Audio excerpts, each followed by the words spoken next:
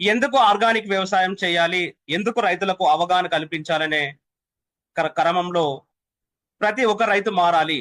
ఎందుకంటే ఈ రోజుల్లో రైతు పండిస్తుంది లిటరల్లీ చెప్పాలంటే ఒక పాయిజన్. మనం తీసుకుంటుంది కూడా రోజు ఒక స్లో పాయిజన్ తీసుకుంటున్నాం బాడీకి. అందుకే ఎన్ని రకాల రోగాలు ప్రతి ఒక్కరికి వస్తున్నాయి. దానికి మేజర్ కారణం మనం తీసుకునే ఫుడ్.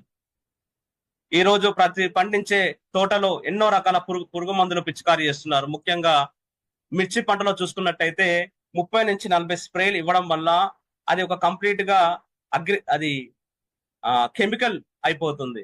సో అందుకే బయట దేశాలకు ఎక్స్పోర్ట్ లేక మిర్చి పంటకు కూడా రేటు గణనీయంగా తగ్గిపోయింది.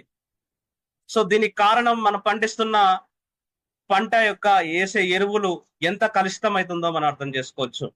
అలానే ప్రతి ఒక్క పంట మీద కూడా ఈ యొక్క రసాయన ఎరువుల ప్రభావం పడుతుంది.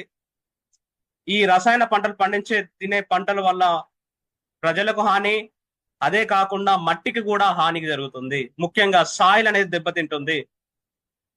తల్లి లాంటి సాయిల్ ని మనము ఎన్నో రకాల ఎరువులను, గుళికలను, యూరియాలను, డిఏపిలు వేసి అనేక రకమైన పిచికారి మందులు చేసి రైతు కూడా ఆ మందు కొట్టే క్రమంలో రైతుకు కూడా ఎంతో మంది రైతులు కూడా ప్రాణాలు వదులుకున్నారు.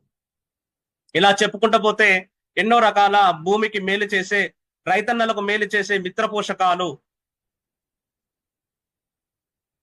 ఎన్నో ఎర్రలు, నట్టలు, వానపాములు, ఎండ్రికిచ్చలు ఇవన్నీ కూడా కరువైపోయాయి భూమిలో.